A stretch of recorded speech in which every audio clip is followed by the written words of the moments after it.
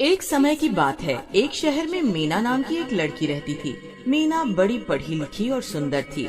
मीना के माँ बाप उसके लिए लड़का ढूंढ रहे होते हैं। एक दिन उनके घर मनोज और उसका परिवार मीना को देखने आते हैं। मीना मनोज से मिलती है, पर वो शादी से इनकार कर देती है। देखो माँ, मुझे इस मनोज से कोई शादी वादी नहीं करनी। मैं एक लड़के को पसंद करती हूँ और मैं तो उसी से शादी करूँगी। मीना की माँ इस बारे में मीना के बाबूजी से बात करती है, पर वो तो गुस्से में लाल हो जाते हैं। वो शादी को साफ इनकार कर देते हैं और मनोज के परिवार को हाँ कर देते हैं। मीना को जैसे ही ये बात पता चलती है, वो चुपके से घर से चली जाती है और राहुल से शादी कर लेती है। शादी के बाद राहुल मीना को वहाँ से बहुत दूर एक बड़े से घर में ले जाता है। यहाँ कितना सुंदर है, यहाँ कितना बड़ा बगीचा भी है, सब कितना अच्छा है। बस एक ही दुख है कि माँ बाबूजी भी हमारी खुशी में काश शामिल होते। मीना राहुल के साथ अंदर जाने ही लगती है कि तभी उसको पीछे से कुछ महसूस होता है। मीना जल्दी से पीछे मुड़कर देखती है, पर वहाँ कोई भी नहीं होता।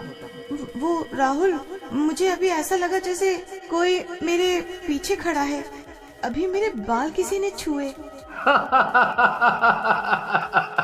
तुम पागल वागल हो गई हो। यहाँ बस हम दोनों हैं और कोई भी नहीं। देख रही हो ना कितनी दूर पर घर है। हाँ, तुम सही बोल रहे हो, शायद हवा चली होगी। दोनों अंदर चले जाते हैं। उसके बाद राहुल तो सो जाता है, पर मीना को कुछ अजीब सा महसूस होता रहता है। जब भी उसकी आंख लगती है, तभी उसका हाथ एकदम हिलता है और उसकी आंख खुल जाती है। पूरी रात मीना के साथ ऐसे ही होता रहता है। ऐसा ही करते करते सुबह हो जाती है। मीना उठ जाती है और बाथरूम जाती है। मीना अपना मुंह धोकर अपनी शक्ल शीशे में देख रही होती है कि तभी उसको शीशे में अपने पीछे खड़ी एक औरत दिखती है, जिसके चेहरे पर काले लंबे बाल लटक रहे होते हैं। राहुल, राहुल, राहुल! मीना की चीख सुनकर राहुल जल्दी से अंदर आता है, तो उसे मीना जमीन पर बेहोश पड़ी दिखती है। राहुल उसे जल्दी से बिस्तर पर लिटा देता है। थोड़ी देर बाद जाकर मीना को होश आता है, पर वो होश में आते ही बुरी तरह चिल्लाने लगती है। राहुल, वो चुड़ैल, वो चुड़ैल! मीना राहुल को समझाने की बहुत कोशिश करती है, पर राहुल उसकी एक नहीं सुनता। मीना कुछ देर आराम करती है और राहुल ऑफिस के लिए निकल जाता है। राहुल के जाने के बाद मीना खिड़की के पास आकर खड़ी हो जाती है और बाहर देखने लगती है। मीना बाहर देख ही रही होती है कि उसे पेड़ के पास फिर से वो चुड़ैल दिखती है। मीना फिर से डर जाती है और खिड़की बंद कर देती है। 2-4 दिन तक ऐसा ही होता रहता है और वो चुड़ैल बार बार मीना को दिखती है। एक दिन राहुल ऑफिस से आता है। बहुत भूख लगी है, जल्दी खाना लाओ। मैंने कुछ बनाया ही नहीं। वो चुड़ैल मुझे फिर बाग में दिखी थी, तो मैं यहाँ छुप गई। क्या चुड़ैल चुड़ैल लगा के रखा है? मैं तो परेशान हो गया हूँ तुमसे शादी करके। नहीं खाना मुझे खाना, मैं जा रहा हूँ और बाहर ही खाना खाऊंगा। राहुल वहाँ से चला जाता है और मीना रोते हुए उसे रोकने लगती है। राहुल मीना की एक नहीं सुनता और घर के बाहर निकल जाता है। मीना बेचारी रोते रोते बाग तक आ जाती है और राहुल गाड़ी में बैठकर निकल जाता है। मीना वहीं बैठकर रोने लगती है। जहाँ मीना रो रही होती है, वहीं मिट्टी में उसे बाल दिखते हैं। हाँ, ये इतने लंबे बाल जमीन में!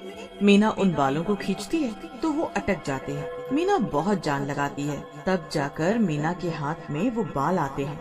ये इतने लंबे बाल तो जरूर किसी औरत के हैं, पर यहाँ जमीन में कैसे आए? यहाँ तो बस मैं ही हूँ। मीना वहीं लेट जाती है और उसकी आंख लग जाती है। जैसे ही मीना की आंख लगती है, उसे एक आवाज सुनाई देती है। मुझे बचा लो, मुझे मत मारो, मुझे मत मारो, मुझे बचा लो! आवाज सुनते ही मीना एकदम उठकर बैठ जाती है और सामने एक चुड़ैल को देखती है। मुझे बचा लो, मुझे आजाद कर दो, मुझे आजाद कर दो! मीना डरकर भागने लगती है, पर वो चुड़ैल एक ही बात बोलती रहती है। मुझे बचा लो, मुझे बचा लो, आजाद कर दो मुझे यहाँ से, मुझे बचा लो! मीना अपने कमरे में एक कोने में जाकर बैठ जाती है। पूरी रात ऐसे ही निकल जाती है और फिर सुबह राहुल आ जाता है। मीना का मन होता है कि वो रात को जो कुछ भी हुआ सब राहुल को बता दे, पर वो खुद को रोक लेती है। मीना वहाँ से चली जाती है और रसोई में काम करने लगती है। रसोई में एक खिड़की होती है जहाँ से पूरा बगीचा अच्छे से दिखता। मीना उसी जगह टकटकी लगाए देखती रहती है जहाँ पिछली रात उसे एक औरत के बाल मिले थे। फिर उसे वहाँ वो चुड़ैल फिर से दिखती है। इस बार उस चुड़ैल के हाथ में एक फावड़ा होता है। मीना जल्दी से भागकर बाहर जाती है, पर वहाँ कोई चुड़ैल और फावड़ा नहीं होता। मीना वापस आकर फिर से रसोई में काम करने लगती है। रात को जब मीना सो रही होती है, तभी उसका हाथ कोई झटक देता है। मीना अचानक उठती है तो वही चुड़ैल उसके पास खड़ी होती है। वो पीछे पलटती है और वापस जाने लगती है। जाते जाते वो मीना को उसके पीछे आने का इशारा करती है। मीना को समझ आ चुका होता है कि चुड़ैल उसे कुछ बताना चाहती है। वो हिम्मत करके उस चुड़ैल के पीछे पीछे जाती है तो चुड़ैल उसी जगह आकर खड़ी हो जाती है जहाँ उसे वो बाल मिलते हैं। मुझे बचा लो, मुझे बचा लो, मुझे आजाद कर दो। इतना कहकर चुड़ैल फिर से गायब हो जाती है। मीना उस जगह को देखने लगती है और एक फावड़ा लेकर उसे खोदने लगती है। खोदते खोदते काफी वक्त हो जाता है कि तभी उसे कुछ महसूस होता है तो उसे सामने एक लड़की की लाश बड़ी बुरी हालत में दिखती है। मीना पहले तो डर जाती है, पर फिर उसकी नजर उसके लॉकेट पर जाती है। मीना डरते हुए वो लॉकेट हाथ में लेती है और उसे खोलती है। उसमें राहुल के साथ लड़की की फोटो होती है। ये लाश, ये फोटो, ये कौन है? ये सब क्या है? ये तुम्हारी लाश? तुम मेरे आसपास ही हो ना? तुम मुझे यही दिखाना चाहती थी ना? अब बताओ मुझे, मेरे सामने तो आओ। मीना के सामने तभी वो चुड़ैल आती है। मुझे आजाद कर दो, मेरी मदद करो, मुझे आजाद कर दो। पर मैं क्या कर सकती हूँ? मैं कैसे तुम्हारी मदद करूँ? पहले तुम मुझे कुछ बताओ तो सही। मैं राहुल की पहली पत्नी हूँ। राहुल ने मेरे साथ शादी की और मुझे यहाँ पर लेकर आया था। थोड़े दिन बाद उसका बर्ताव बदल गया और शायद ये तुम्हारी वजह से था। वो मुझ पर हर वक्त चिल्लाता और मुझे मारता था। एक दिन जब मैंने पुलिस को बताने को सोचा और मैं पुलिस को फोन करने लगी, तभी राहुल यहाँ आया और मुझे देख लिया। उसने मुझे तब तक मारा जब तक मेरी जान नहीं चली गई। मेरे मरने के बाद उसने मुझे यहाँ इस जगह कब्र खोदकर मुझे उसमें दफन कर दिया। क्या सच में राहुल ने ऐसा किया? मुझे तो यकीन ही नहीं हो रहा, पर मैं तुम्हें इंसाफ जरूर दिलाऊंगी, तुम्हारी मदद करूंगी। बस अब से तुम राहुल को इतना परेशान करना कि वो दुखी हो जाए। बस फिर उस दिन से चुड़ैल और मीना एक हो गए। अगले दिन से चुड़ैल राहुल को दुखी करने लगी। सबसे पहले उसने राहुल के दूध के गिलास को खून से भर दिया। राहुल ने जब ये देखा तो बड़ी तेज चिल्लाया। मीना जल्दी से आती है। क्या हुआ राहुल? ये देखो खून। तुमने मुझे दूध की जगह खून दिया। कहाँ है खून? ये तो दूध ही है, देखो ना। तुम अंधी हो क्या? ये खून है, देखो ध्यान से। मेरी आंखें एकदम सही है, ये सफेद रंग का दूध ही है। राहुल परेशान होकर उठ जाता है और चला जाता है। अब शाम को जब राहुल खाना खा रहा होता है तो उसके खाने में कीड़े मकोड़े घूम रहे होते हैं। मीना, जल्दी आओ। अब क्या हुआ? ये देखो क्या है ये? खाने में कीड़े चल रहे हैं। आप पागल हो गए हो क्या? अच्छी खासी सब्जी में कीड़े बता रहे हो? लो, मैं अभी खाकर बताती हूँ। मीना सब्जी खाकर दिखा देती है और राहुल एकदम सुन्न रह जाता है।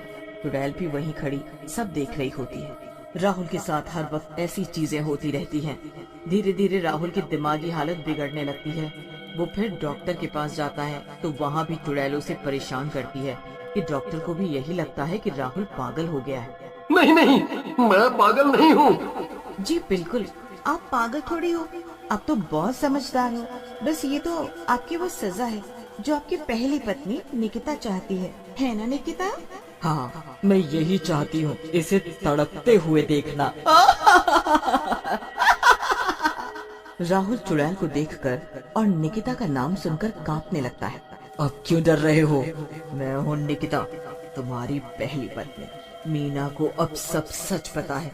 अब तुम बिना पागल हुए भी जिंदगी भर पागलों के साथ रहोगे और अपने किए की सजा भुगतोगे। एक दिन राहुल सच में पागल हो जाता है। वो हर जगह, हर दीवार पर एक पत्थर से यही लिखता है कि मैंने अपनी पत्नी को मार डाला। चुड़ैल को अब शांति मिलती है और मीना वहीं अकेली जिंदगी जीने लगती है। कुछ सालों बाद मीना को एक दिन मनोज दिखता है। मनोज ने अभी तक शादी नहीं की होती। मीना की मनोज से दोस्ती हो जाती है। मीना मनोज को सब सच बता देती है, पर मनोज को कुछ फर्क नहीं पड़ता। वो तब भी मीना से शादी के लिए बोलता है। मीना हाँ कर देती है और दोनों की शादी हो जाती है।